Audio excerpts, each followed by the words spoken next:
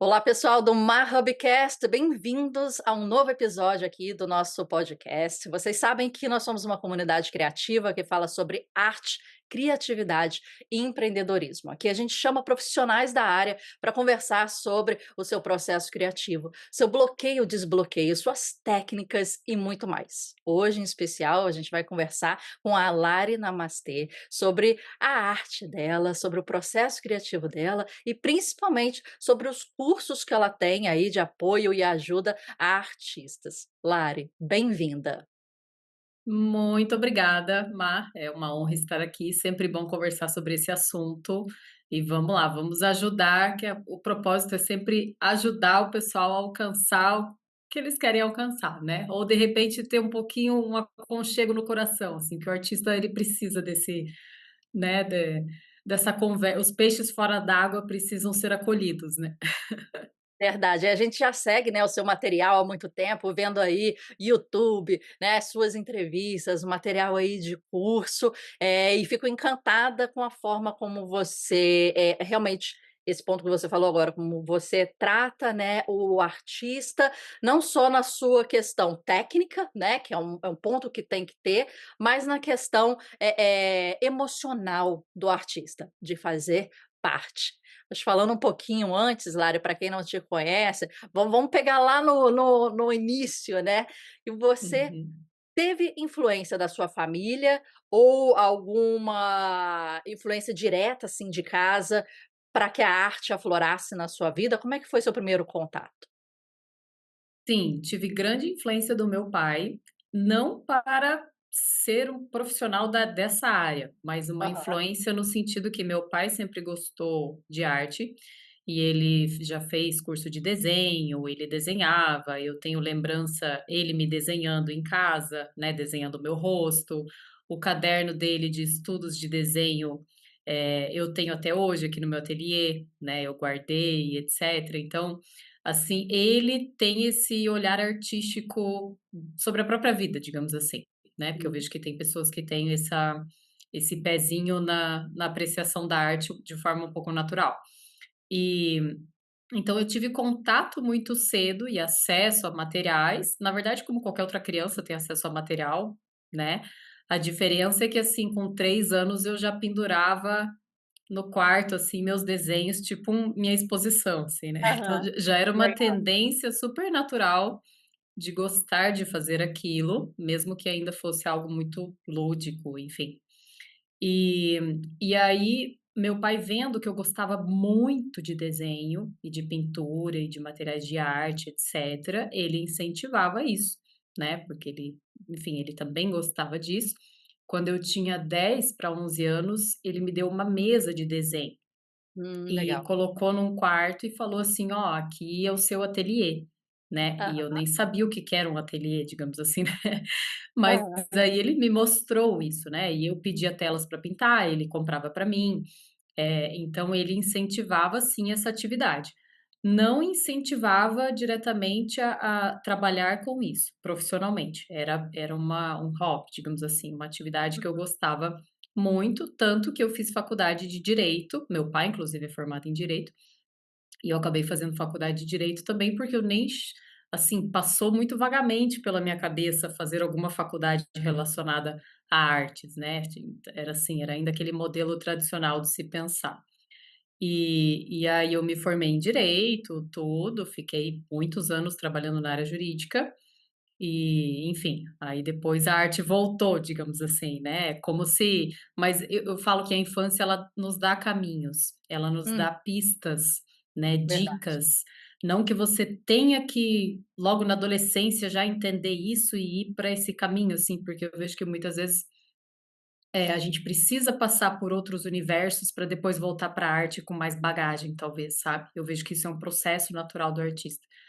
Mas, enfim, aí Curioso. Né, é curioso, é, né, Lara, que você falou que, sim. quando você foi pensar numa carreira formal, né, apesar da arte estar lá como um hobby, você ter seu espacinho ali, né, seu ateliê, você possivelmente já ter desenvolvido, né, algumas coisas, mas que não passou pela sua cabeça a possibilidade de uma carreira profissional formal, nessa área e foi buscar algo mais, de repente, na sua cabeça mais factual. O seu pai era advogado, você é advogada também, tem essa, né, tem É essa algo mais exemplo em algo mais casa. sólido, né, aquela Aham, questão, assim, de ter uma profissão, porque, assim, para você ter uma ideia, a minha primeira encomenda de quadro eu recebi quando eu tinha 13 anos. aham. E eu pintei e ficou realmente muito bom, assim, a cliente gostou, etcétera. Então, assim, eu já até tinha essa Flertava acontecia com de ter uma renda, digamos assim, ainda que esporádica ali com aquilo, mas mesmo assim eu acredito que culturalmente, como não é comum uma verdade. pessoa seguir a carreira de de artes plásticas, eu acho que hoje até está bem mais comum do que quando eu era adolescente, né. Eu Aham. já tô com vou fazer 37 anos, então assim, eu já vejo que o contexto já mudou, tá muito mais fácil agora, eu vejo, né, até das pessoas ao redor aceitarem isso. Mas Aham. até então, por exemplo, eu não conhecia nenhuma não, porque eu tive uma professora de desenho que ela era artista plástica e para mim era, assim, a minha heroína, né. Aham. Assim, eu queria ser ela inconscientemente, assim, mas não mesmo assim não passou pela minha cabeça seguir essa carreira, mas eu acho que por uma questão cultural mesmo. Ninguém conversa sobre isso, não tinha ninguém conversava sobre isso, pelo Uhum. menos, né. A gente não tinha tanto acesso, assim, à informação, enfim. E aí fica aquela coisa que, eu inconscientemente achava que aquilo não era viável e, portanto, não fui para aquele caminho, mas aí a partir do momento que eu entendi que: "Opa, não, espera aí, isso é viável, isso é Aham. dá para fazer acontecer". E aí eu Sim. já era mais dona do meu próprio nariz, digamos assim, né, e das minhas decisões, etcétera, e tive coragem o suficiente para migrar para a área das artes e fazer o que eu queria fazer desde sempre, na verdade, só tive ali um intervalo, Aham. né. É legal que você colocou e você usou a palavra coragem, né.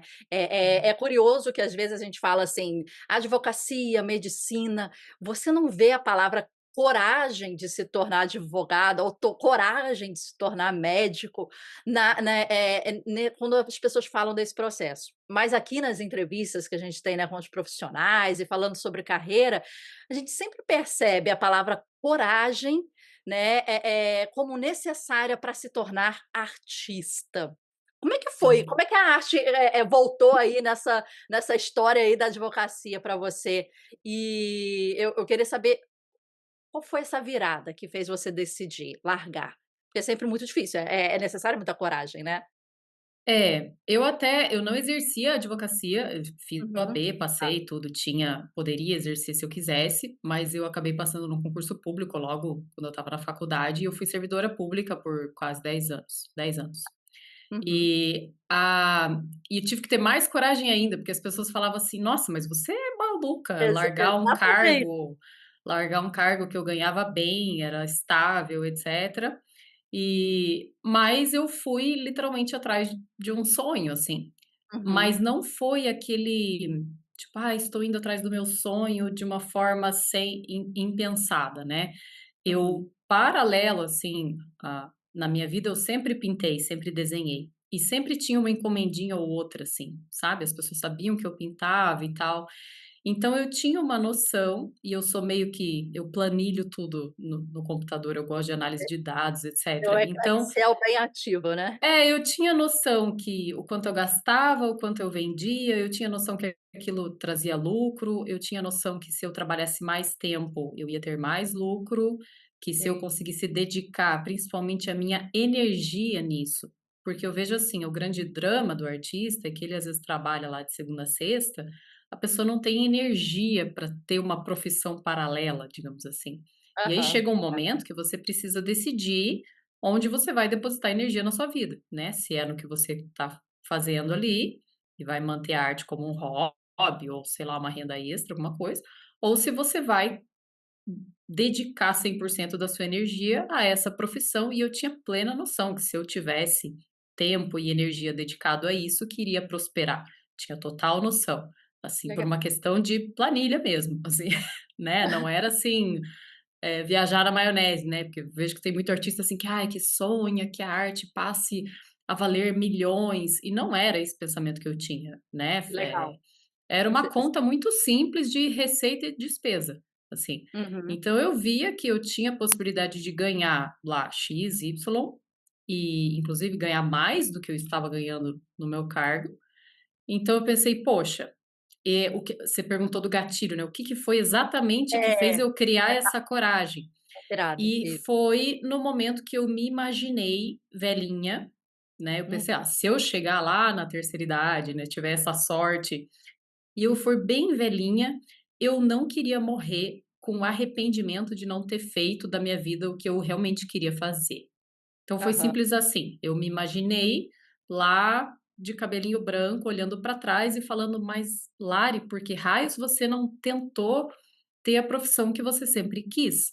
E aí Aham. isso me deu simplesmente uma chama, né, eu falo que é assim, uma faísca, e eu falei assim: "Ah, eu vou fazer o que eu quero da minha vida", porque quem vive a minha vida sou eu, não são Uhum. as outras pessoas. E as pessoas ao redor não me apoiavam.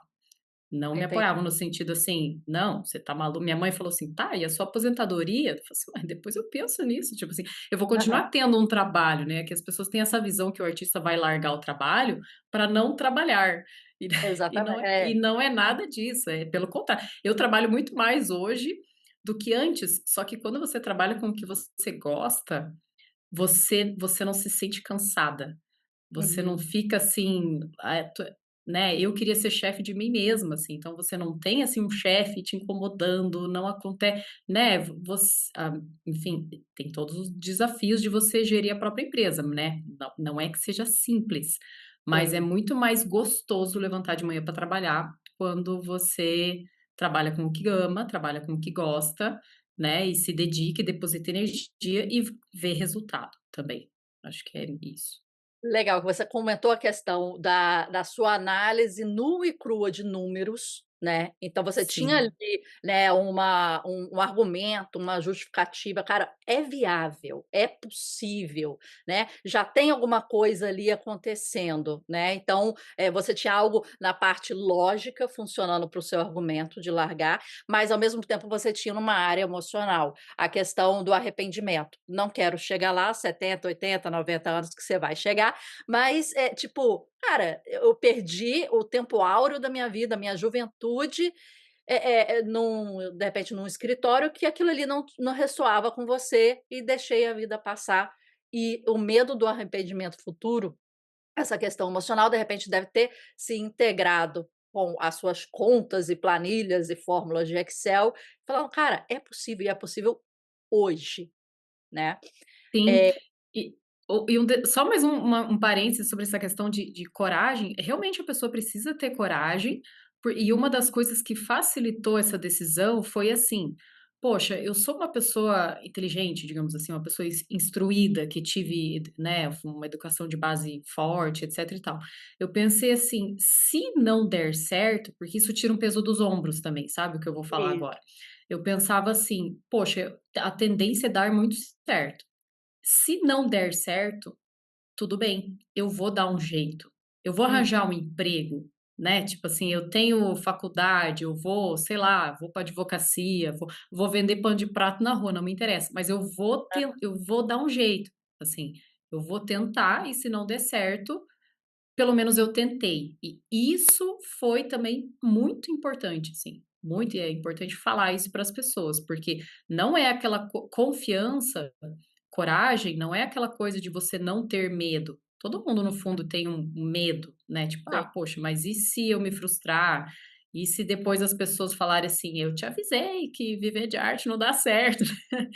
Mas isso para mim não importava. Eu falava assim: "Não, eu prefiro tentar e não dar certo do que nunca ter tentado".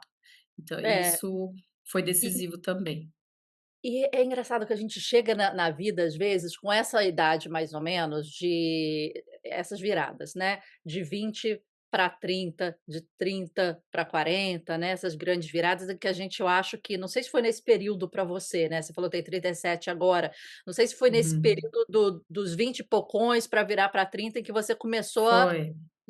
então, foi a ressoar isso, né, e agora você tá chegando numa outra fase agora dos 30 para os 40, que eu acho que a Uhum. gente começa a avaliar, né, o que que eu já fiz, o que que eu quero, tá fazendo sentido, né, ali com o meu propósito, com o que eu quero da minha vida. E eu queria te perguntar o seguinte, se você lembra o momento exato que você falou para você mesma: "Eu sou artista". Aquela momento que você falou assim, "Não sou mais advogada, sou artista", e começou até a preencher os formulários oficiais, né, aí, sei lá, Uhum. então, e você começou a colocar artista. Como é que foi? Foi em 2013, Aham. tem muito claro isso, porque eu assinava os meus quadros, o meu nome civil, né. Uhum. E aí em 2013 eu criei o nome artístico. Eu achei Le que isso eu falo para meus alunos, assim, é legal você ter um nome artístico, assim, um pseudônimo para você se esconder, né. Aham, Porque assim, querendo ou não, isso me ajudou a, na minha cabeça, eu me entender como artista, por ter um nome artístico. É um detalhe, assim, né, mas é como se tivessem 2 Larissas, assim, a Larissa de antes e aham, a Lari Namastê, que é meu nome artístico, né. E aí em 2013, a primeira vez que eu comecei a assinar os meus quadros Lari Namastê, e comecei a preencher formulário artista plástica, e a primeira vez que eu falei também, quando alguém me perguntou: "Você trabalha com o quê?", né, aham. Aquela e perguntinha. foi numa loja de acessórios, assim, essas lojas de bijuteria, assim, acessórios, aqui no centro da minha cidade, eu estava ali, e e aí eu vi, assim, um acessório muito lindo, colorido, etc e tal. Falei: "Nossa, que lindo isso", nem acabei nem comprando, assim, mas aí a vendedora falou assim: "Ai, que legal, você trabalha com o quê?". Aham, Aí foi a primeira vez que eu falei, assim, meio gaguejando, mas falei, pela primeira vez eu falei: "Eu sou artista plástica".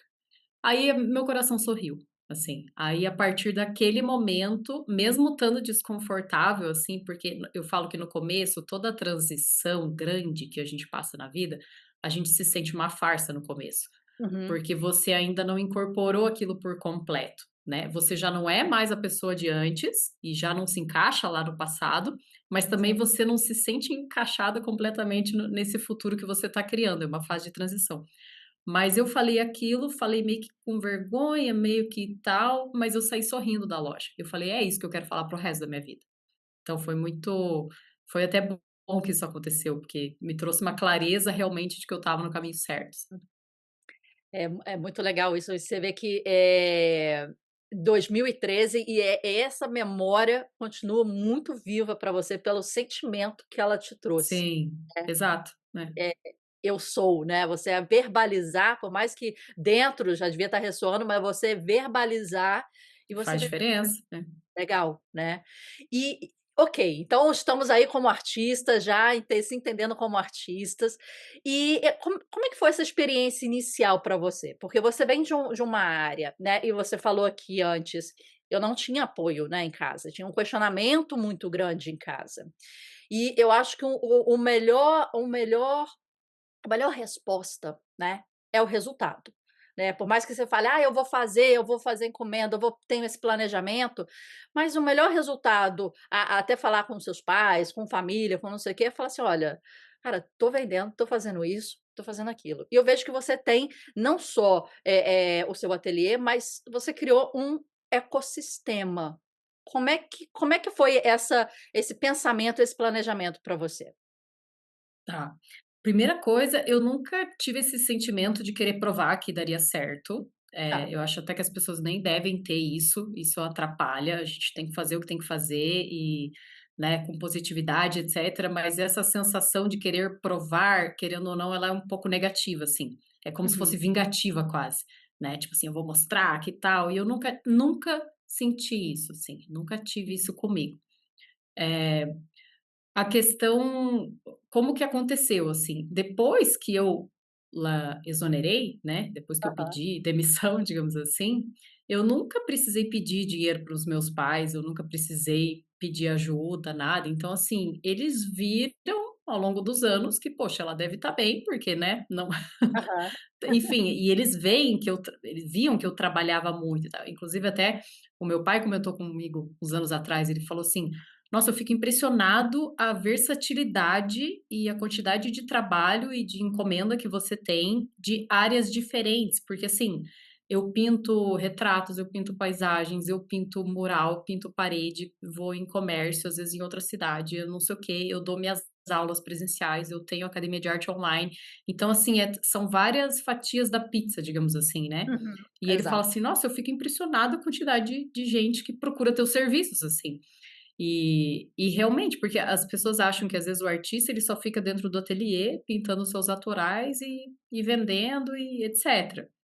E eu fiquei assim por um tempo, mas era mais do que os autorais, eu vendia hã, vendia muita encomenda, assim, eu tinha uma Uhum. fila de encomendas muito grande, assim, então era só encomenda, encomenda. Só que isso cansa também, você Sim. só pintar encomendas, né, por mais que, assim, eu já aceitava encomendas que tinham a ver com o meu portfólio, né, naturalmente. A pessoa ela já te encomenda porque ela já gosta do teu portfólio, começa por aí, né.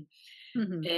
Mas mesmo assim eu passei a sentir falta de ter mais tempo ou de fazer outras coisas, né. E o que que aconteceu com as aulas? Inicialmente eu não queria dar aula, nenhuma assim, não queria dar aula de desenho, de nada, mas as pessoas me pediam. As pessoas falavam assim: "Lara, eu quero aprender com você. Eu gosto da sua arte, eu gosto do jeito que você se expressa, eu gosto dessa liberdade que você tem criando, eu quero que você seja minha professora". E eu falava: Uhum. "Não, mas eu não dou aula", né. Eu falei não para muitas pessoas, assim. Até que chegou num belo momento que eu falei assim: "Não, eu vou". Aí eu não queria ter aquele compromisso de ficar, né, tipo, todo dia Hum. dar aula, não sei o que e tal, eu queria ter tempo para pintar meus quadros. Aí um belo dia eu falei assim: "Quer saber? Eu vou fazer um workshop". Porque aí é uma data específica lá, um sábado, as pessoas se inscrevem, eu planejo o workshop, pelo menos eu vou suprir essa demanda que as pessoas têm de querer ter aula comigo, alguma coisa assim, né, vou dar esse workshop, daí também já levanto né, enfim, já levanto um dinheiro ali no mês, etcétera. Vou fazer, beleza, aí fiz. Aí comecei a dar esses workshops, e as pessoas amavam. Assim, era uma coisa, vinha a aluna no final do workshop e falava assim: "Eu quero ter aula individual contigo, eu quero ter aula, né, privada e tal, quanto que você cobra?". Ah, E que eu legal. falava: "Eu não dou aula, eu não dou aula". Aí, até que um belo dia, uma determinada pessoa, ela implorou demais, assim. Ela falou assim: "Não, por favor, eu quero ter aula com você". E Aham. aí eu cedi. Falei: "Tá bom, vamos então, tipo, lá toda quarta-feira, tal, eu vou na sua casa e a gente vai ter aula de desenho, pintura e tal". E aí eu me descobri uma professora, porque, assim, eu amei esse processo de ensinar, porque eu percebi que eu também aprendia, eu me forçava a me manter estudando, essa troca com as alunas era muito bom, porque daí eu Hum. comecei com ela, daí surgiu outra, aí eu comecei a falar sim, né, eu falei assim: "Poxa, mas fulana estava me pedindo há tanto tempo e agora eu tô dando aula aqui para essa, vou dar para outra também". Aí o que resumindo, assim, para não alongar demais, eu comecei a Hã. dar aula praticamente todos os dias, mas aí também foi demais, entende? Tipo, no Aham. começo eu estava com Entendi. o problema, entre aspas, de ter muita encomenda para pintar. Depois eu fiquei com o problema, entre aspas, né, de ter muitas aulas, muitos alunos para dar. E aí o que que foi acontecendo ao longo dos anos, assim, eu fui equilibrando isso, né, tipo, Entendi. equilibrando o número de encomendas, para você ver que nunca foi escassez minha vida de artista. Pelo Uhum. contrário, assim, ela sempre foi próspera, sempre teve pessoas ao redor, sempre teve encomendas, sabe. Claro que eu falo que o gráfico do artista ele é assim, né, porque você não vende a mesma coisa todos os meses, mas Sim. né, você tem que trabalhar com uma média anual, fica uma dica aí para quem está querendo migrar. Você tem que ter uma média anual, mas eu acredito que toda empresa meio que seja assim, né. Toda empresa tem mês que vai Ah, é. melhor e mês que vai pior. E aí eu fui equilibrando os pratos e eu percebi que se eu gravasse algumas aulas online, eu conseguiria atender mais pessoas que queriam ter aulas comigo. Foi aí que surgiu meu primeiro curso de desenho, e aí em 2018, né, e aí Hum. depois surgiram cursos de pintura, etc e tal, até hoje que tem, né, uma formação completa para artistas, assim, isso foi crescendo, foi se desenvolvendo, né, eu fui ajustando tudo, que é a Art Academy. É Então, Art assim, eu Academy, né? continuo fazendo as Legal. encomendas, continuo fazendo meus autorais, continuo dando aula presencial, mas para Uhum. conseguir equilibrar todos os pratos, eu faço de tudo um pouco, e não de tudo muito, né, senão eu não ia dar Entendi. conta. E aí a Art Academy veio para suprir essa demanda de pessoas que queriam ter aula comigo, E aí, para mim, ficou muito mais fácil, né? Porque a pessoa chega e fala assim: ah, eu quero aprender desenho contigo. Ah, aqui, é só fazer o curso. Tá aqui, já tá gravado, né? É só comprar e fazer. Sim. É, O digital, né, possibilita isso, né. E hoje você tem mais de 1.000 alunos em mais de 12 países diferentes, então também te dá isso. uma capilaridade, né, muito grande. Você Sim. pode estar dando aula para uma pessoa que mora na Europa, né, em diversos outros lugares. Agora falando da Art Academy, né, como é que você percebe, né, essa sua interação com o aluno, né? Qual a maior dificuldade do aluno que chega para você? "Nunca pintei, nunca fiz arte, quero aprender com você". Uhum.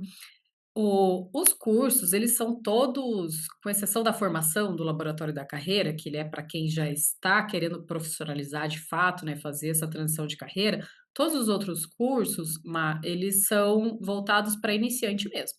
É assim, a Tá. pessoa nunca desenhou na vida, nunca pintou um quadro na vida, ela Hã. consegue aprender, né? Porque eu explico assim, desde o pincel, o tipo da tela, se você precisa de um cavalete ou não, o que que você precisa, o que que você não precisa, que materiais que eu recomendo, como é que dilui, como é que faz isso, tal, como é que faz o efeito X, Y, como é que usa uma espátula, né? E o desenho também é pensado do zero.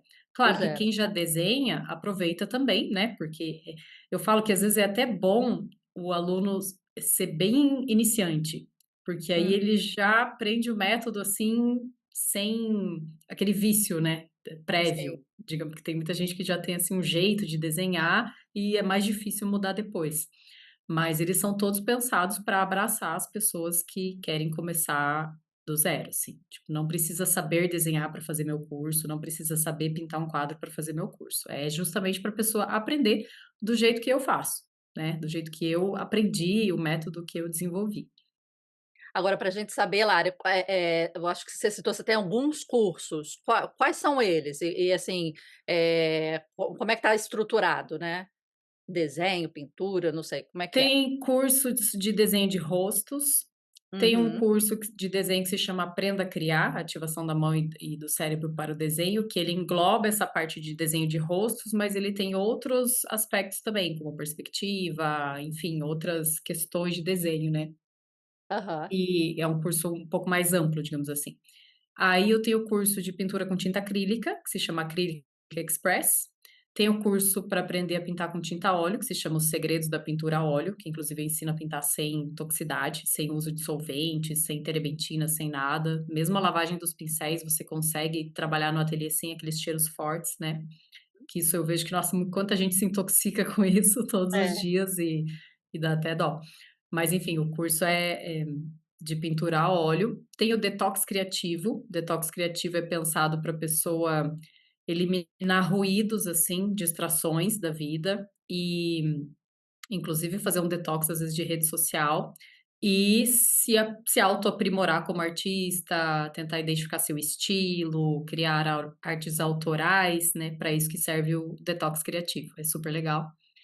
Eh, e aí tem, acho que eu falei todos. Tem alguns e-books, né, alguns e-books de para pintar quadro abstrato, etcétera.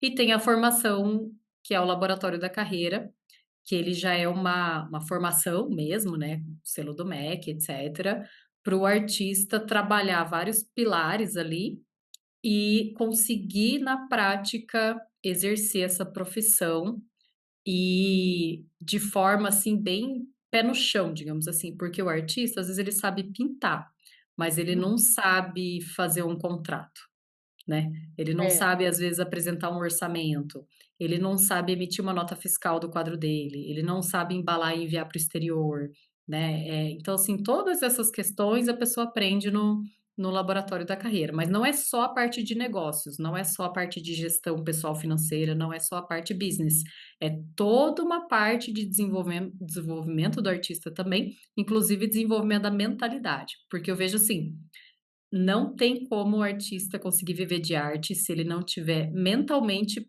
preparado para ter essa profissão, sabe? É todo um pilar de construção ali importante para ele, senão vem o primeiro vento e derruba, sabe? É exatamente isso que eu vejo, né, o artista, às vezes, quando ele fica muito na área puramente criativa, né, ele começa a negligenciar uma parte de business que é também muito necessária, né. Você falou aí a negociação, a precificação, que é sempre, né, calcanhar de Aquiles aí, como é que eu vou precificar algo, né, que, o cálculo é um pouco abstrato, né. E você tentar integrar a questão de empreendedor com a questão do artista, porque principalmente o artista iniciante, ele não tem essa figura junto com ele, de um representante, um marchand, uma galeria, e às vezes ele nem opta por ter isso, mas ele tem que fazer de certa parte, essa parte que você falou, como negocia, como, se posiciona, trabalha o seu branding, se vende, né, para fazer com que aquilo Isso. seja viável, senão volta a ser E hobby, né. isso. E a mentalidade, a confiança é importantíssima, porque assim, não basta ser artista, não basta saber precificar. Se alguém Hum, chega para você e fala assim: "Nossa, achei lindo o seu quadro, quanto que é?" E aí você vai se sentir totalmente insegura, você, tipo, até precificou, mas você vai passar esse valor de forma insegura, não vai saber vender ali com confiança. Então, essa parte da mentalidade, ela entra sim, é como se fosse quase que o ingrediente principal, né? uhum. Porque quem não tá seguro não vende, sabe? Isso é muito fato, assim. Já se você passa o preço com confiança, você fala assim: "Ah, quanto que é?" "Ah, é X". Uhum, Beleza, aí o cliente pode até dar as objeções, alguma coisa, mas você vai estar previamente preparado para aquelas objeções, já vai saber exatamente o que falar, né, como tocar essa negociação, digamos assim, né, e não de forma persuasiva, porque eu até sou contra isso, mas de uhum, forma leve, né. Eu falo que a gente não tem que vender a nossa arte, as outras pessoas que têm que comprar, mas você tem que ajudar as pessoas a comprarem de você, né. Um bom entendi. vendedor é aquele que ajuda a pessoa a comprar o que ela quer, não o que ela não quer, né. Mas Sim. acontece muito isso, a pessoa ela quer o seu quadro, mas você não faz esforço nenhum para vender, pelo contrário, você foge do assunto, se a pessoa te pergunta o preço, você não fala. Isso acontece muito com os artistas. "Ai, depois eu falo. Ah, não, acaba dando de presente o quadro", entende. Então, assim, não basta só saber o valor, você tem que saber apresentar esse valor também. E isso tudo é uma construção, né, de uma confiança ali do artista, que eu falo que é a parte da mentalidade, que é a parte inicial do laboratório, ele é toda assim, que se chama até laboratório da decisão, o começo do laboratório. Que é assim, Aham. ou você decide ser artista, ou não dá para ficar em cima do muro ali. Tipo: "Ah, eu vou ver o que que vai dar, mas não vou me dedicar tanto", sabe. Então assim, ou você tem que decidir: "Ah não, eu quero isso para minha vida", beleza, então vamos com todas as forças, né. É, o que você falou, quando você decidiu, não vale ficar, assim, presa em outras coisas. Vamos supor, se você tivesse decidido e ainda tivesse continuando fazer ou exercer o direito, pegar alguns casos do direito. Você quando foi, você foi em full, você foi total. Você, né, falou: "É, agora é isso, eu vou dar a minha chance e vou entrar a fundo". Não ficou num pé lá, um pé cá, né, sentindo as águas, você mergulhou, Sim, né. isso. E tem que se preparar, Má, porque as pessoas tiram sarro, sabe. Uhum. As pessoas falam assim: "Ai, agora ela é artista", tipo, né, assim, a gente escuta esse tipo de coisa. Por mais que você não é o nome da profissão, eu falo artista plástico, se o nome fosse qualquer outro, sei lá, pintora de quadros, tá, né, Aham. a gente usaria, mas é o nome da profissão, então o que que eu posso fazer? Não quer dizer que você está se achando, é que o nome artista, as pessoas elas conectam muito com holofotes, né, fama, holofotes, e não tem nada a ver com isso, assim, né, tipo, para você ser próspera como artista plástica, você Aham. não depende de fama, sucesso. Não depende, você depende de uma clientela ali que se conecta com você, ponto, né. De um É, exatamente, marketing bem feito, posicionamento bem feito, um trabalho bem feito, principalmente, né. E é isso, é uma profissão como outra qualquer, mas como as pessoas não encaram como uma profissão como outra qualquer, né, algumas pessoas, não todas, mas algumas, a gente acaba escutando esse tipo de coisa, assim, mas você tem que saber relevar isso, né. Saber falar assim: "Não, mas é isso que eu quero, pode tirar sarro o que for". Principalmente em cidade pequena, eu vejo que as pessoas têm esse receio, porque imagina, a pessoa trabalhou a vida inteira ali, sei lá, num restaurante, vou dar um exemplo, né. E aí, de repente, ela quer passar uma transição de carreira e ser um artista plástico profissional. Ela vai sair de casa, ela vai falar assim: "Poxa, mas meu vizinho vai me olhar e vai falar: 'Ah, aquela você viu que aquela ali que'", né. Porque as pessoas Agora são fica pintando o fofoqueiras dia mesmo. inteiro, né. As pessoas são fofoqueiras, entendeu? Vão achar um monte de coisa sobre você, vão te É, julgar, mas se você estiver preparada para isso, você passa isso com muita leveza, né? E depois você vai falar sim. assim: "Não, é necessário passar por esse processo", e aí depois as pessoas vão ver que é uma profissão normal e vão parar de fazer isso, e param mesmo, né? Hoje as mesmas pessoas que antes tiravam sarro de mim, me respeitam, me admiram, né? Já cheguei a ouvir de pessoas assim: "Nossa, eu admiro a sua coragem, parabéns pelo que você construiu". É legal isso, é um reconhecimento que ele vem anos depois. Mas tudo Aham. bem, né, tipo assim, às vezes a pessoa não teve coragem de ir atrás dos sonhos dela, e aí Sim. ela acaba julgando quem teve, né. Ela E é. quando a gente compreende que o ser humano é assim, fica mais fácil, sabe.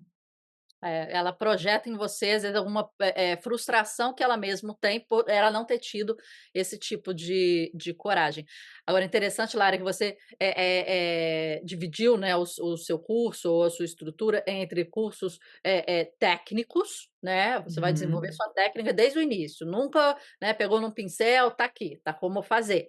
E uma parte completamente, né, que você falou, né, o posicionamento, o mindset do artista, né. Agora, para você, na sua experiência, é mais fácil ensinar a arte, técnica, ou ensinar a ser artista? Olha, eu acho eu nunca ninguém fez essa pergunta para mim, mas eu acredito que é mais fácil ensinar até a técnica Hum, do que ser artista, porque assim, o Laboratório da Decisão, por exemplo, eu tive que estudar muito para montar ele. Eu li muitos livros, eu usei esse conhecimento junto com o meu conhecimento empírico, né, de ateliê, das coisas que eu vivi na minha transição de carreira. Então, assim, as aulas que eu escrevi, que estão lá, elas são aulas muito maturadas, muito processadas, sabe? Assim, aquele negócio do input e o output, assim, sabe? O aham, output, ele foi todo, enfim, foi todo um processo, assim. Então eu acredito que é uma área mais difícil, até para o aluno incorporar isso, porque muitas vezes ele vai ter que viver na prática para ele realmente assimilar né, as questões, mas eu amo isso, assim. Eu até já pensei em fazer faculdade de psicologia, só que, ai, hoje em dia a faculdade é tão aham, né, tipo assim, é mais fácil você comprar um monte de livros, ler e aprender em casa sozinho, assim. E eu tenho essa disciplina, digamos, né. exatamente. É. Exatamente, fica muito engessado, né. Eu vou aproveitar, né, o seu ponto e te perguntar, a educação formal para o artista, né, você acha que ela é necessária ou você faz um curso, você pega no pincel, você começa a se desenvolver, se vamos supor, uma belas artes, né, é Uhum. necessária ou não? Você pode fazer um curso e ir pela prática. Olha, o que que eu digo? Conhecimento é conhecimento sempre, eu jamais vou dizer que algo não é necessário ou não vale a pena fazer, né. Eu vejo que, assim, se a pessoa tem o sonho lá, ela quer fazer uma faculdade de belas artes, quer fazer artes visuais, faça, mas entenda que você não precisa disso formalmente para você exercer a profissão de artista plástico profissional, né. Você pode de forma autônoma. No Brasil a gente não tem uma regulamentação específica sobre essa profissão, então você pode exercer essa profissão, você não precisa de um é que nem o médico, ele tem que ter lá o CRM, né, o fisioterapeuta Aham, tem que ter não sei o quê, nã-nã-nã. O artista não, ele não tem um código, né, ou uma OAB para pagar, alguma coisa assim, para que ele consiga exercer. É uma profissão livre. E eu vejo que é muito mais importante do que um diploma, é o artista se lapidar, assim, tá. ele ter essa intenção de se autoconhecer, né, de buscar sua arte original, sabe. E às vezes ele precisa de um professor, Seja de um Uhum. curso online, seja de uma faculdade presencial, assim, não importa, mas geralmente as pessoas têm mestres na vida, né. Tem pessoas, assim, que às vezes te falam uma coisinha e você já se autodesenvolve melhor, assim. Então eu vejo que é legal o artista tá sempre aprendendo. Eu mesma tô sempre aprendendo. Você também, aposto que tá sempre lendo, né, enfim, nunca acaba, né, esse mundo do conhecimento, da experimentação. Mas a minha recomendação é que a pessoa vá sim atrás de conhecimento, seja ele qual for.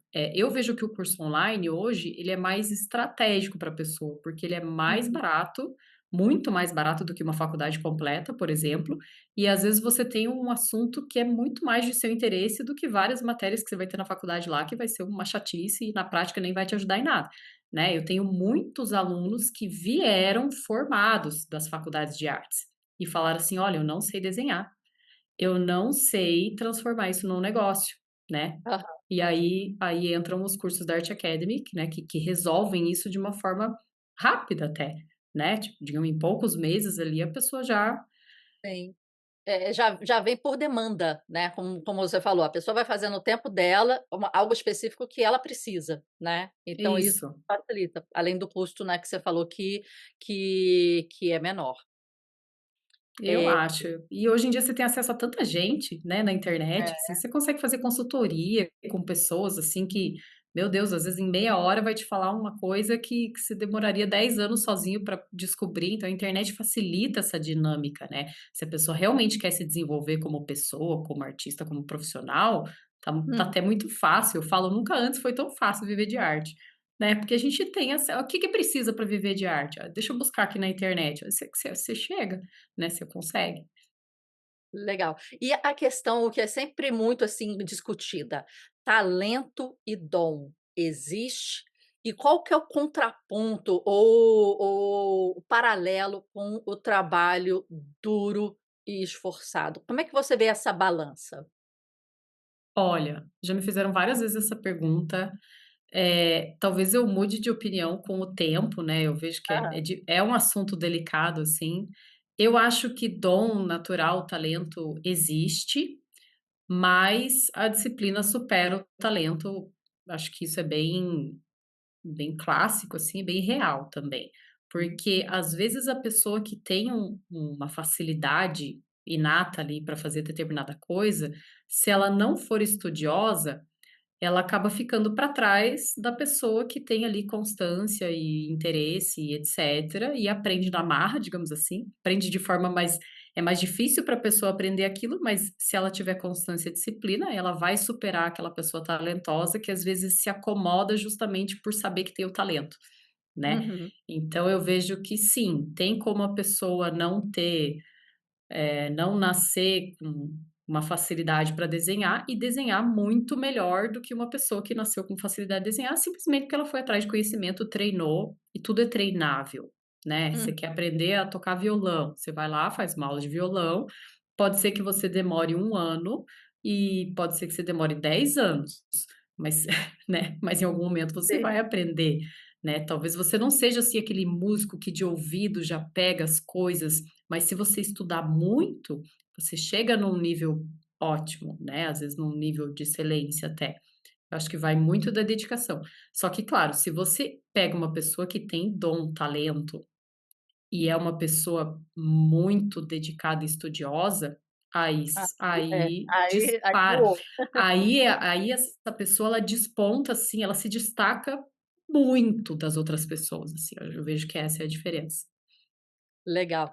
E quanto a material de trabalho, eu particularmente como artista plástica, eu, testei vários, né, a gente testa de tudo, né, a escultura, a Uhum. fotografia, a pintura, o pincel, os tipos de pincéis e etcétera, mas Sim. eu me encontrei na espátula e hoje eu trabalho com pintura espatulada.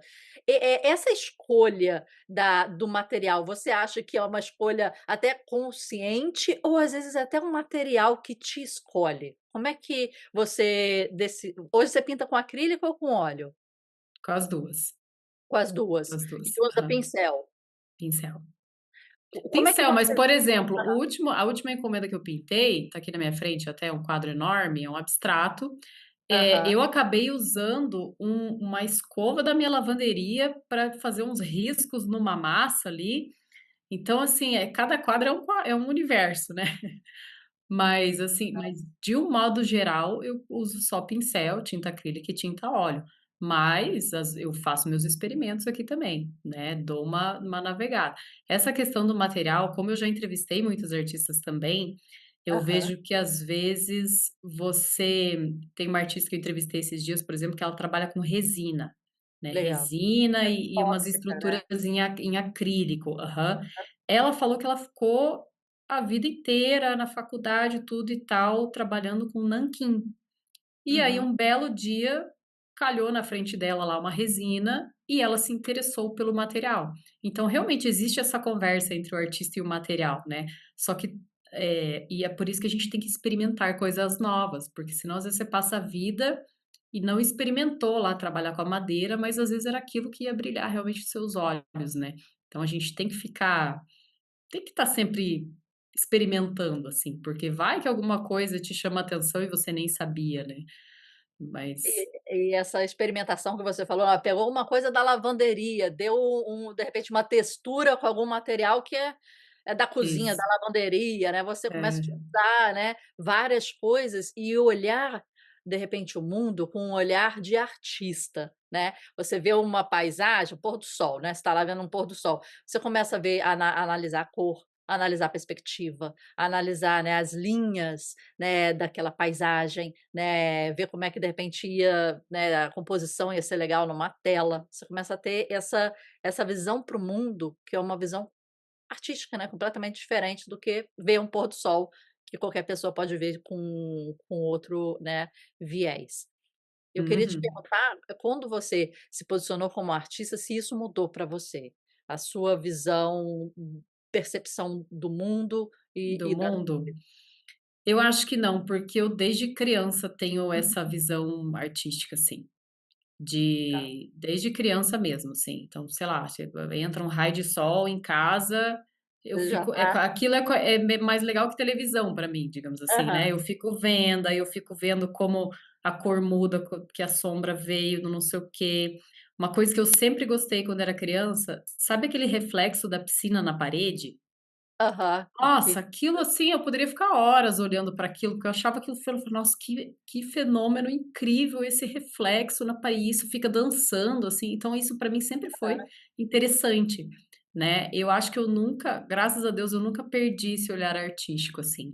Talvez em algum momento ou outro na faculdade, às vezes estava muito mergulhada no trabalho, mas isso sempre até cozinhando, sabe quando você está cozinhando e daí o molho vai mudando de cor? Isso para mim é interessante por natureza. Acho que meu cérebro gosta disso e eu não vejo que o fato de eu ter me assumido como artista mudou isso em mim, já estava lá, sabe. entendi.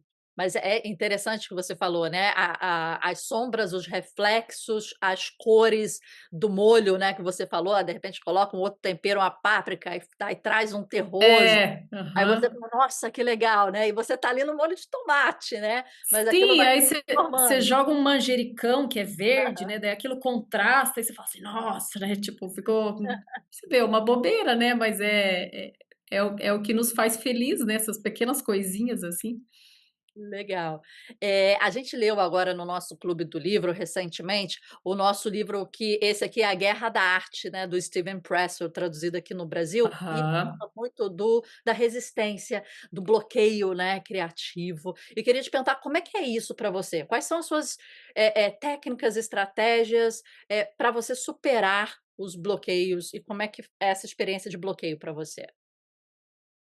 Olha, na verdade, o meu problema nunca foi bloqueio, pelo contrário, foi não ter tempo para pintar as ideias que eu tenho. Isso eu acho eu faço: "Puxa, eu precisaria de umas 3 vidas para pintar os quadros que eu tenho na cabeça", assim, que eu Aham, acaba não dando tempo, né, pela agenda e tal. Então eu vejo que eu nunca tive esse problema de sentar na frente do quadro e falar: "Ai, que eu vou fazer?". Não, pelo contrário, eu sempre tive ideias demais, assim. Só que uhum, as ideias às vezes vêm e vão embora na mesma velocidade, né. E assim, você acaba ela passa também a vontade de pintar determinadas coisas. Então muitas coisas passam e eu acabo não executando. O que que eu recomendo, assim, para as pessoas quando elas estão com bloqueio criativo? É você fazer algo diferente que você nunca fez, é você estimular seu cérebro meio que à força, assim. Então, por exemplo, tá sempre no mesmo trajeto para casa, muda o trajeto. Vai tomar um café num lugar que você nunca foi, não leva o celular, fica observando as coisas, as pessoas, porque o mundo é um banco de criatividade gigantesco, assim, as coisas mais comuns, mais cotidianas. Só que a gente tá numa época em que a gente nem vê, né, Uhum. porque a gente tá no celular. Então, assim, você dirige no celular, você come no celular, você faz tudo no celular, e o nosso cérebro ele vai perdendo, assim, esses estímulos externos que podem te dar ideias criativas. Então, dentro do detox criativo, por exemplo, eu sugiro para as pessoas, vá passear com o seu cachorro, mas não leve o celular. Olha para cima, não olha para baixo, sabe? Olha para o céu, olha para as árvores, escute os sons, assim, estimule seu cérebro, porque as ideias vêm, né? A criatividade é aquele insight que vem, sei lá, de algum lugar, de algum plano, não sei, mas você Uhum. consegue atrair isso, né? E para você atrair, só que para atrair isso você precisa estar aberta a isso, né? Se permitir que, né, que a informação chegue. E então eu sugiro isso, assim, fazer coisas diferentes, por isso que quando a gente viaja, né, às vezes passa 2 dias, você fala assim: "Nossa, parece que eu já vivi um mês", Aham, é porque verdade. você olha para as coisas, você olha para os prédios que são diferentes, você tem curiosidade em relação às pessoas, o jeito que elas se vestem, o que que elas estão comendo. A gente ativa, assim, áreas do cérebro que na nossa rotina a gente não ativa. E eu acho que eu já sou assim por natureza, porque, por exemplo, eu nunca vou cansar do meu próprio bairro. Eu sempre descubro uma árvore nova que eu falo: "Nossa, como é que eu nunca tinha visto essa árvore?", Aham. sabe. Mas acho que é porque eu já tenho essa tendência de observar. Eu acho que as pessoas criativas são as que observam mais, né, atentamente, assim, pequeninhas coisas. Eu tenho na minha janela da cozinha, por exemplo, tem a a pia, assim, da cozinha, a janela dá para o jardim. E aí, às Aham. vezes, eu tô lavando louça, assim, daí eu falo assim: "Nossa, eu não posso ficar olhando para esse prato, eu tenho que olhar para a janela". E daí eu olho para a janela e aí passa uma borboleta bem na hora, assim, daí eu falo: "Nossa, eu Aham. ia perder essa borboleta", né, tipo assim. Então eu acho que é isso, assim, sei lá, só não precisa nada mirabolante, se você prestar atenção na tua própria vida ao redor, você vai achar um monte de coisa criativa, um monte de ideias novas. E às vezes até assim dentro de casa, né, você consegue começar a ver as coisas, né, de maneira diferente. Você usou aí, a experiência de viagem, né, como se fosse um inaugural de novidades, né. Eu fiquei lembrando aqui das minhas viagens, né, como é que Uhum, foram e como é que eu voltei, né. E a gente parece que volta com um, né, com um arsenal aí, né, assim, respirando novas inspirações, porque a gente experienciou e realmente a gente tirou o olho do celular que fica, né, a nossa cabeça para baixo, né, tipo emburacada, e a gente uhum.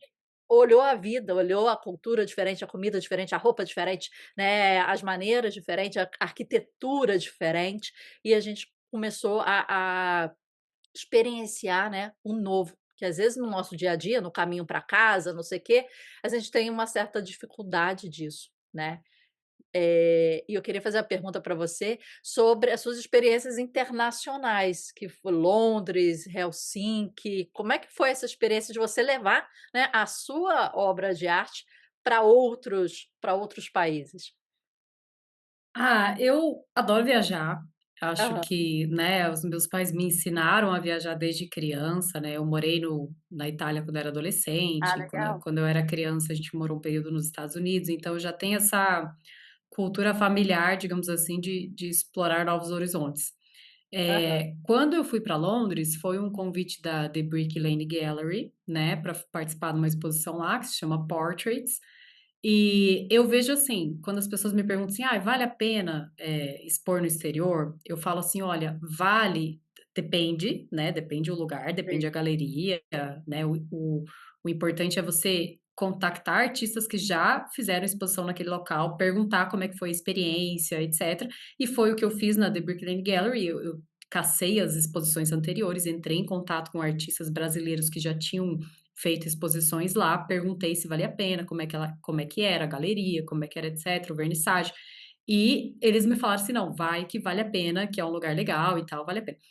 E eu vejo que só vale a pena expor no exterior se você conseguir estar presente no seu vernissage.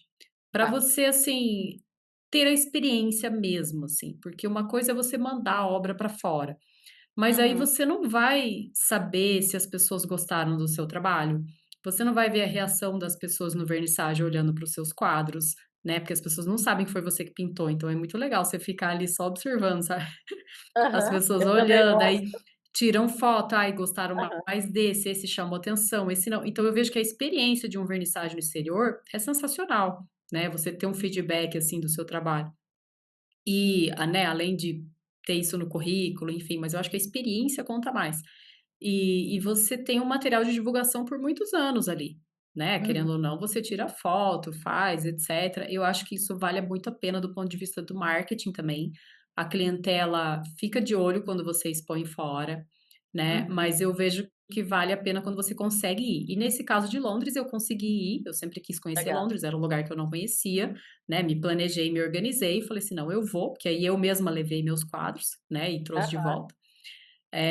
Então eu enrolei, né, coloquei num tubo, assim, e levei dentro do avião comigo, assim. Dentro da mala. Aham. Aham. E Aí lá aí cheguei lá esticou. e Lá aí foi lá colocou. Legal, é uma forma eles porque mesmo esticaram, tipo, eu só entreguei lá os tubos, eles quando eu cheguei no vernissage estava tudo montado, tudo lindo, maravilhoso, estava bem legal. É sempre uma dúvida, né, Lário, porque você, exportar uma obra de arte tem todo um formulário do IFAM, tem todo um do procedimento, IFAM, aham. né, pra fazer, né. Eu confesso que, assim, eu não fiz isso, eu levei Aham. comigo na minha bagagem, Mais prático. mas já aconteceu de eu mandar a obra para fora e fazer os formulários do IFAM, até porque é Aham. gratuito o IFAM, né, assim, é só a burocracia de fazer, mas, tem isso. E a única coisa ruim é que quando tem que mandar os seus quadros de volta, às vezes a gente paga imposto. E isso eu Uhum. acho uma coisa, assim, macabra do do governo, porque, assim, não faz sentido você pagar imposto por uma coisa que foi você que criou, né, você que fez, mas isso acontece. E Helsinki foi a Bela Bienal, né, Aham. europeia latino-americana de arte contemporânea, que isso foi em 2000. Londres foi 2018, Helsinki foi 2023, e foi uma experiência ótima também, sensacional, lugar lindo, bienal linda, também consegui gerar um material de divulgação super legal. Conheci a Finlândia, que fiquei apaixonada, assim, da vontade de se mudar para lá. Mas, assim, eu vejo que são pequenos investimentos, mas eu junto com umas férias ali. Então, sabe quando você mistura trabalho com lazer? A melhor coisa, isso aí. Foram essas situações, Aham. porque querendo ou não ir para o exterior custa, né, a passagem por si só é cara. Então você tem que fazer todo um planejamento ali, vender um pouco mais de quadro ali para conseguir fazer, né, conseguir ir, mas é uma experiência maravilhosa. E eu vejo que o artista, viajar meio que faz parte da profissão, assim. Você tem que conhecer lugares diferentes, né. Por isso que as pessoas fazem residência artística, por exemplo. O que que é uma residência artística, né? É simplesmente você ir para um outro local, interagir com outros artistas, enfim, se autodesenvolver. Eu vejo que a viagem é quase isso, assim, porque Hum, você está se desenvolvendo por dentro, né, e você tem acesso, por exemplo, a museus que aqui no Brasil a gente não tem. Né, você vai para a exatamente. Europa, meu Deus do céu, você consegue entrar de forma gratuita num museu ali que dá vontade de morar dentro. Né, Não, e é verdade. Europa, né, é quase que um museu a céu aberto. Primeira vez que eu fui lá em Roma, você que falou que morou, né, na Itália, na Florença. Itália. Você anda na rua, você vê as esculturas, né, os monumentos, e você fala: "Cara, só de andar na rua já valeu aqui", né, a experiência Sim, cultural é muito grande, né. sim, e a gente vê muito artista pintando na rua, né. Aí É, você olha e fala verdade. assim: "Nossa, até que eu não sou tão peixe fora d'água, aqui na Europa todo mundo produz arte", assim, é uma coisa até Aham, em Helsinki, na Finlândia, eu fiquei chocada, porque Helsinki é meio que a capital do design da Europa, assim, eles têm legal. muito essa questão de arte contemporânea, museu de arte contemporânea, eu fui em todos, assim, Ah, legal, não museu sabia. do design, etcétera, então lá eles têm uma pegada de arte muito forte. E eu andava na rua, assim, andava a pé lá pra até para conhecer, né, E quando eu estava indo para minha própria vernissagem ali, para a abertura da Bienal, que era assim uns 2,5 km que eu tive que andar para chegar até lá, eu via vernissagens acontecendo assim, né, Aham. coisa que aqui você não vê. Então assim, eu estava andando e de repente eu olhava, tipo: "Nossa, isso é uma É. galeria, nossa, tá tendo uma vernissagem aqui final da tarde". Daí andava O mais 2, 3 burburinho quadras, ali, legal. estava tendo outro vernissage de outro artista e artes super legais e tal. Então você fala assim: "Nossa, eu quero morar aqui", né, Aham. esse lugar respira arte, as pessoas vernissagem é um evento muito comum que tem, pelo jeito, toda hora, assim. Então é uma realidade muito diferente e é legal o artista conhecer isso, pra ele entender que sim, é uma profissão normal, tanto que na Europa, muito mais comum, digamos assim, um artista ser artista do que aqui talvez, né. É que a gente ainda tem uma enfim, alguns obstáculos ali, mas nada que não dê para superar também. Eu fiquei muito impressionada, né, eu fico aqui no Rio de Janeiro e aqui tem a Arte Rio, em que acontece a feira, tem um movimento, né, e no máximo algumas galerias pontuais nesse mesmo período fazem algum outro movimento, além da Fábrica Behring, que é um local que tem também algumas galerias e artistas e ateliês. Então esse é um movimento, assim, nesse período, né. Minha irmã está morando em Miami, nos Estados Unidos, e tem uns 8 anos mais ou menos. E pelo menos uma vez ao ano eu vou. E a primeira vez eu falei assim: "Não, eu quero ir para visitar a Arte Basel", né. E aí a gente Sim, conhece, não sabia direito e tal, mas eu falei: "Ah, eu quero ir no período, né, dezembro, aproveita, né, festas de família e tal". Eu chego antes um pouco, na segunda semana de dezembro, e eu vou para a Arte Basel. E aí a primeira vez eu sempre quis ir, mas eu nunca tinha tido eu não tinha conciliado, né, com o trabalho, eu também vim do mercado, né, então não conseguia tirar férias esse período e tal. E a primeira vez eu falei assim: "Ah, vou comprar o ingresso antes, deixar tudo certinho e vou". E aí eu descobri que não é a Arte Basel, é uma das feiras que acontece nesse período. Era uma coisa que eu não assim, deveria ser básico, mas eu não sabia naquela época, 8 anos atrás. E aí alguém me perguntou: "Mas qual feira você vai?" Eu falei: "Não, vou na Arte Basel". Eu: "Ah, mas tem muito mais feiras ao mesmo tempo". Eu falei: "Ah, é? Calma aí, deixa eu pesquisar". E esse período em Miami acontece, sei lá, acho que mais de 7 feiras, e uma feira já é um negócio, né, sim. gigantesco, mas acontece mais de 7 feiras diferentes.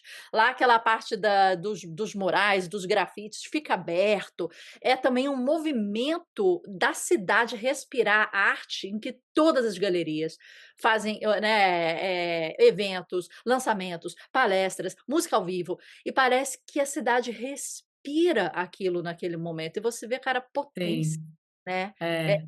que eles fazem funcionar, fazem um movimento que é turístico, é artístico, é de venda, né, é de mostrar os artistas, é de vim galera do mundo inteiro, Sim, é um e aí intercâmbio muito grande, né, de artista. E gera muito dinheiro, né, tipo, gira muito dinheiro nessas feiras, assim. uma coisa que eu fiquei impressionada, Lara, foi que, eu visito as feiras mais ou menos sozinha, né, porque nos primeiros anos eu acho que eu deixei minha família doidinha, porque eu fico 7 horas na feira e eu nem percebo que tá 7 horas na feira, mas Uhum. para quem não é do mercado de arte: "A Marcela não viu tudo Acha não? chato, é. É, vamos comer, vamos almoçar, vamos", e eu lá: "Não, Sim, quero conversar, quero pegar contato e tal", e eu fico nessa. Mas eu observava as pessoas saindo com as telas embaladas debaixo do braço, embaixo do e braço, é. o galerista tirando da parede, Sim, colocando já outra e, tipo: "Você quer essa? Calma aí, eu vou tirar, vou desfalcar aqui a minha, né, o meu estande, embala para você, aqui já tá o certificado, não sei o quê, não sei", você já leva, eu já compro é. outro. E você via a galera na exposição já levando o seu, a sua escultura, a sua tela, e eles mudando o tempo todo as paredes, né. E eu fiquei: "Gente, a galera tá levando, tá, tipo, tá". É dinâmico, né, as pessoas vão para comprar mesmo, para consumir. É, Bom, tanto que eu acho que o ano passado bateu recorde, né, de uhum, faturamento. sim, O Miami Art Base ou Art Basel, não sei, mas aham, eu vi que bateu recorde de faturamento, assim, então cada ano cresce, né. E é só arte exatamente. contemporânea, né, é só arte contemporânea, não é assim, galeria de leilão, assim. Você não vê os clássicos, né, os modernos, você vê realmente mais contemporâneo, lá tem Contemporânea. uma pegada, assim, bem assim, às vezes brilhante, grande, pequena, né, você vê uma pegada bem Miami, né, lá nas Sim. obras de arte, mas tem diversos tipos de feira, eu fiquei impressionada porque, assim, tem a feira dos latino-americanos, né, Uhum. aí você vê tem a feira de fotografia, tem a feira então tem várias feiras para diversos, né, gostos e públicos diferentes, que eu achei muito interessante, assim, né, na experiência de viagem, né. Eu queria te Imagina, perguntar. super enriquecedor, né, visitar um lugar assim. Nossa, eu volto, né, cheio de encartes, contatos, né, cartões de visitas, e depois quando eu volto eu falo assim: "Cara, eu tenho que estudar", porque lá a gente vê e é muita coisa, muita informação, mas depois eu pego tudo e começo, né, a seguir no Instagram, falar: "Ah, gostei desse, deixa eu seguir", que aí eu continuo vendo, né, o processo criativo, os lançamentos do artista, Sim. seguir as galerias, então realmente, para o artista essa é como se fosse uma imersão, né, esses momentos, né, que você tem a oportunidade de viajar e conhecer novas tendências. Por exemplo, aquele artista, eu esqueci o nome dele agora, mas que ele colou a banana com silver tape. Sim. Eu estava lá na Uhum. feira, eu vi a banana. Sério? Ah, Ei, aí depois fiz conteúdo também, fiz material, porque o cara colocou a banana, foi lá o outro e comeu, e aí você começa, né, aí tem qual o conceito, né, comeu a banana, destruiu, mas não destruiu, né, e diversos assuntos aí que permeiam o mundo da arte, né, sim. do valor, da efemeridade e tal, que a gente consegue, né, conversar com o público e trazer assuntos interessantes, né. O duro é Deixa que esse da banana deu até dó, assim, porque, poxa, tem tanta coisa da feira para você divulgar, para as pessoas verem, etcétera, e daí só ficou a banana, né. Cria uma hype, né, e depois você começava a ver as Sim. pessoas vestidas de roupa com banana, ou segurando uma banana, visitando o seu tipo, aquilo vira um burburinho, Distorceu um pouco, né. É.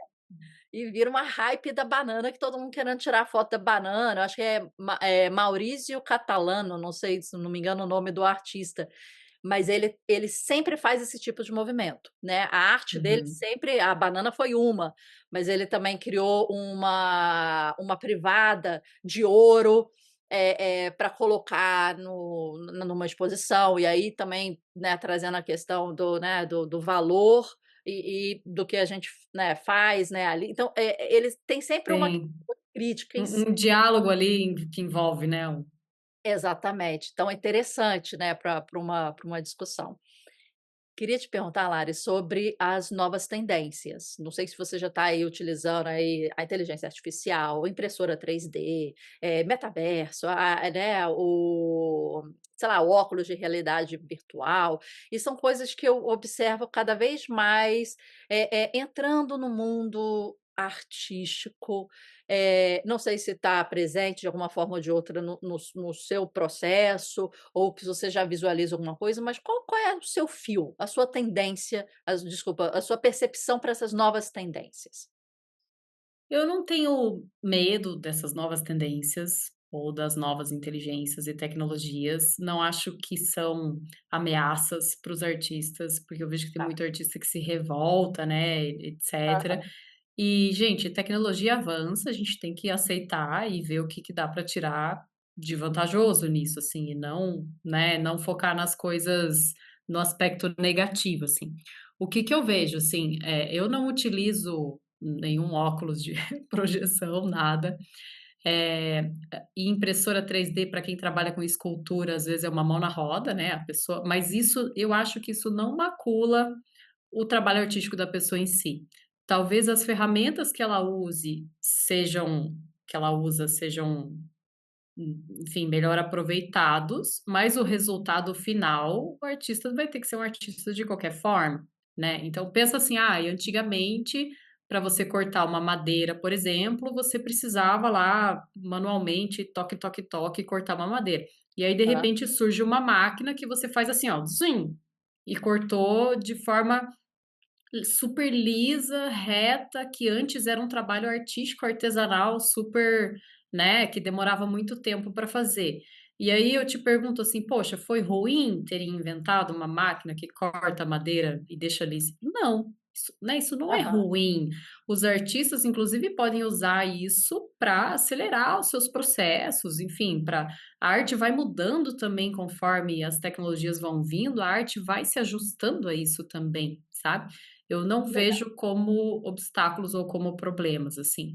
Talvez quem trabalhe com ilustração, alguma coisa, a pessoa tenha que se adaptar, mas eu acho que a palavra é essa, é o artista se adaptar às novas tecnologias, porque a tecnologia sozinha não faz nada, né, ela depende de uma mente pensante, depende de um emocional ali que ela não vai ter.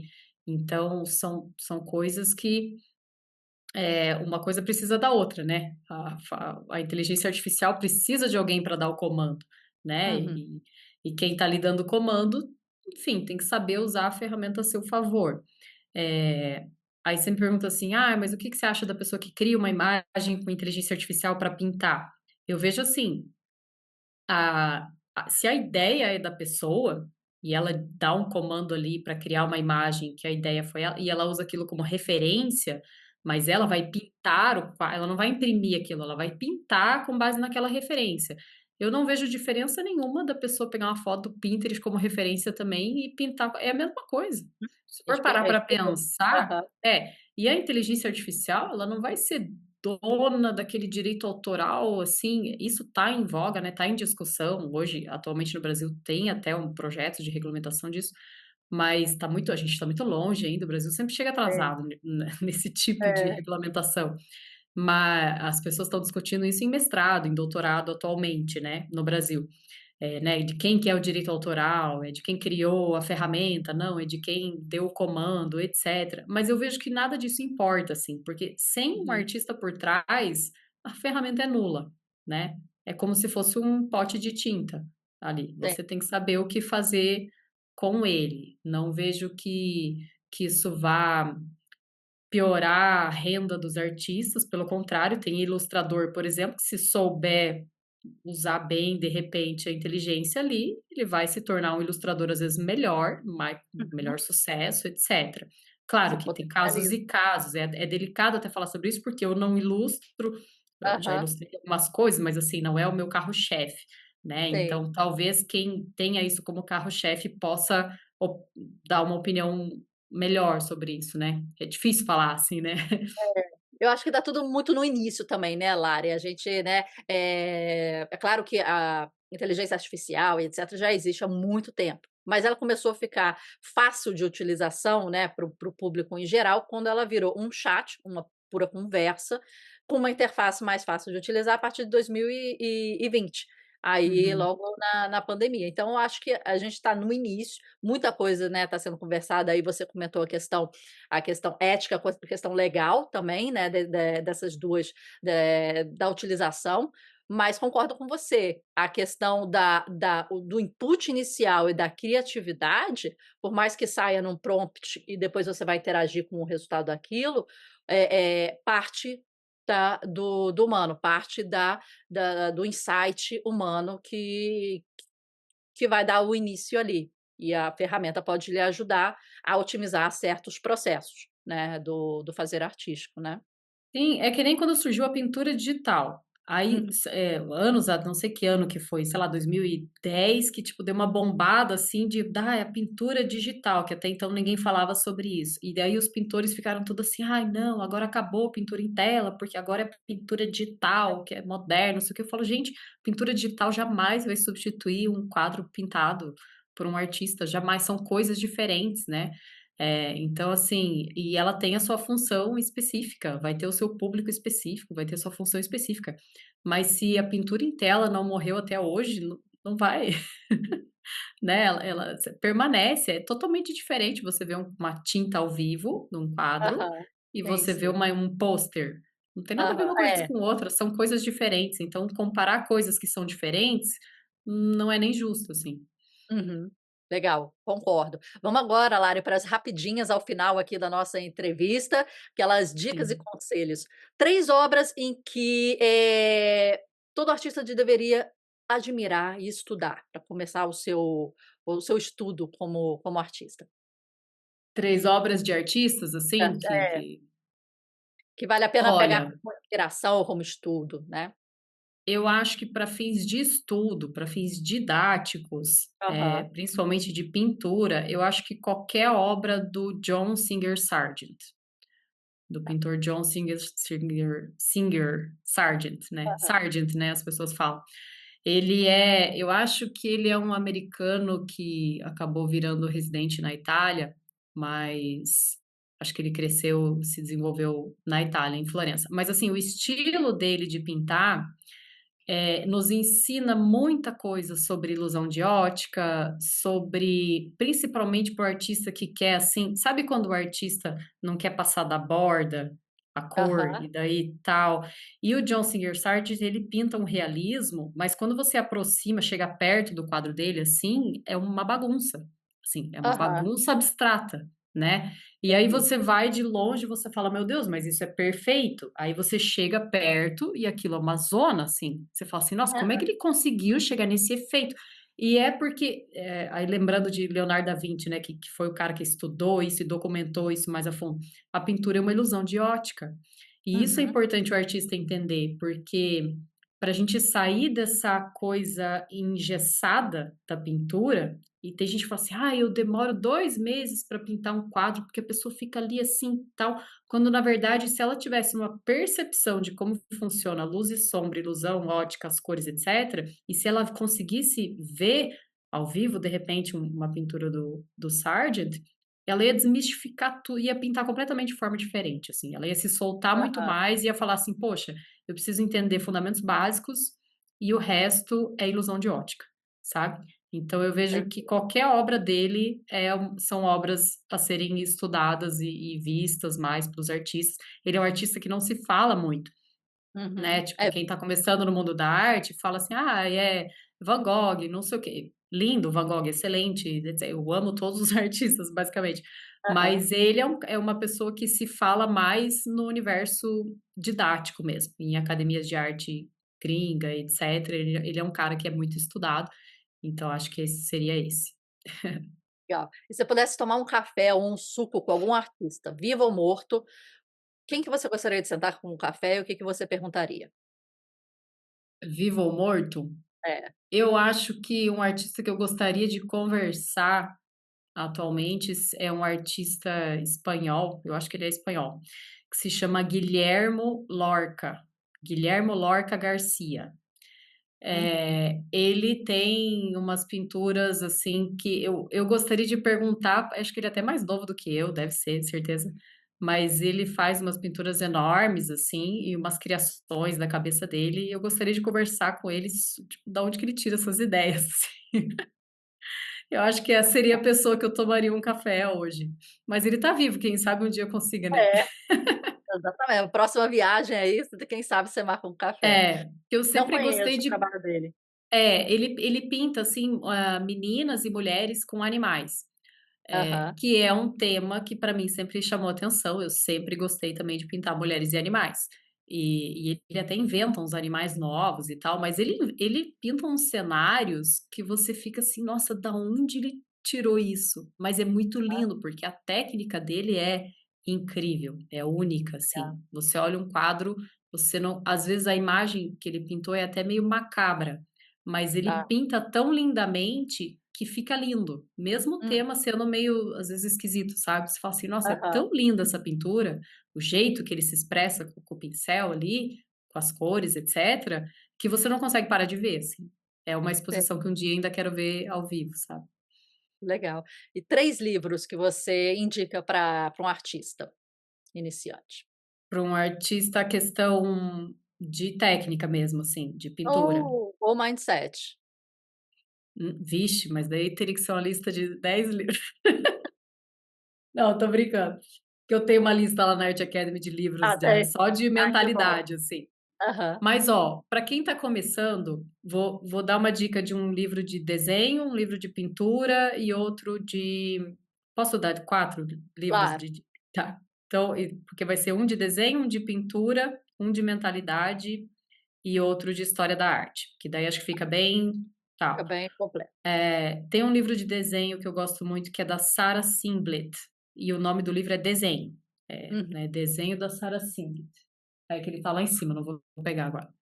Aham. Mas ela aborda o desenho de uma forma solta, vários assuntos no livro, é rápida a leitura, ela mostra os exemplos, mostra como mexer com os materiais diferentes, ela meio que faz o desenhista sair da caixa, sabe. Tá. Eu gosto muito dela por conta disso, eu recomendo tanto para quem é iniciante como para quem já desenha há algum tempo.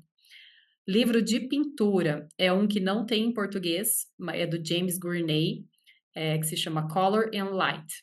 Porque, assim, Uhum. o pintor precisa entender sobre cores, entender sobre luz, que na verdade cor e luz são irmãos gêmeos ali, né. É um livro que explica todos os efeitos possíveis que você consegue fazer, etcétera, com exemplos. É um livro, deixa eu ver se É ele um é um também livro não, marrom, tem tipo ele uma é um coruja livro também? marrom. Tem uma É, que tem coruja? Tem tipo um uma garça meio ah, esquisita, assim, na frente. então Isso. sei. É, do Legal. James Gurney, é esse. E de história da arte, eu acho que o do Gombrich é o clássico, eu gostei muito de ler. Eu sei que tem outros livros sobre história da arte, que incluem mulheres, etcétera, porque se não inclui, porque foi escrito muito lá para trás, mas eu gostei muito de ler ele, eu recomendo para quem não sabe nada de história da arte, porque Ele é o que é? ele não é um livro. Deixa eu ver se eu tenho ele aqui. O que Aqui, é ó. arte, é esse? A história da arte, esse aqui, ó, Tá. achei. Ele Ok. é ele é meio grande, mas ele não é uma leitura Aham, difícil. Ele é uma leitura fácil e você aprende um monte, assim, sobre história da tá. arte. É um livro que eu recomendo para quem quer aprender alguma coisinha assim. E de mentalidade é um que tá até aqui em cima por coincidência, ó, que eu peguei uma frase dele para postar esses dias, esse aqui, Legal. Psicocibernética, Eu estava do falando dele olha que coincidência, estava falando dele hoje. Ah, é? É, Ah, então, o é, Dr. Maxwell Maltz é, assim, é um cirurgião, gente, mas ele e esse título, eu sei que afasta um pouco as pessoas, porque a pessoa fala assim: "Ai, psicocibernética, que treco difícil, chato", mas aham. é um termo que ele arranjou e tal, e é basicamente a explicação de como a gente se enxerga, né, a nossa autoimagem. E eu acho que para o artista é, assim, divisor de águas. Poxa, Tem já vou que colocar na lista. Estava, assim, em análise se eu ia ler ou não, aí eu falei: "O nome não, realmente ele é", né, aí eu comecei sim. a ler a respeito, eu falei: "Não, mas interessante, deixa eu colocar na minha listinha aqui". Não, tem que ler, ele Legal. é especial esse livro, assim. Pra mim fez muita diferença, assim, na minha vida. Aham. Legal, Aí obrigada. Eu acho que não, acho que esses livros você cobriu realmente, uma gama, assim, muito grande. E pessoal, vou colocar todos os links dos livros que a Lari citou, né, e todos os links da Lari também aqui embaixo para vocês poderem ver. Lari, eu aproveito e te pergunto, quais são os seus contatos? Onde a gente te acha? Site, rede social, como é que faz? vamos lá, meu Instagram é larinamastearte, né, Uhum. meu e-mail larinamastê@gmail.com. Tem meu canal do YouTube também, que é Lari Namastê. Lá no canal do YouTube tem um monte de vídeos sobre mais de 200 vídeos. Tem dicas de desenho, dicas de pintura, falo sobre profissionalização, sobre vida de artista, vida de ateliê, falo sobre o laboratório da carreira e tem o podcast também, que é o Art Academy Talks, que é um podcast que nasceu ano passado, tá bebezinho ainda, mas eu trago pessoas para a gente conversar sobre transição de carreira, sobre questões que o artista precisa, de marketing, enfim, vários assuntos diferentes. Eh, e acho que é isso. LinkedIn é Lari Namastê. Não, meu LinkedIn é Larissa Trento. Meu LinkedIn, na verdade. Mas você Bem, coloca Lari Namastê, você encontra. vai achar. Eh, e acho que é isso. Me Legal. sigam aí nas redes, no Pinterest também, tem conta lá, TikTok também tem conta lá, mas é mais o Instagram, assim, que eu converso mais com a minha Fica audiência, mais é no fala Instagram agenda, né, lançamentos, o que que você está fazendo. isso. Legal, E no legal, YouTube pessoal. também. É. Todos os links vão estar aqui abaixo, então, para vocês depois. Sigam a Lari, vejam, né, o podcast dela, os cursos, lançamentos, né, encomendas e muito mais. Lara, queria te agradecer de coração ter participado aqui com a gente, trocar essa ideia que foi muito rica. Acho que a gente deu uma passeada boa aí por diversos assuntos. Sim. Interessante ver, né, o seu mindset, o seu pensamento, como é que foi a sua carreira. Agradeço muito a sua participação. Imagina, eu que agradeço, adorei conversar, achei ótimas as perguntas, parabéns pelo seu trabalho também, sucesso. Obrigada, um beijinho. Beijo, tchau, tchau.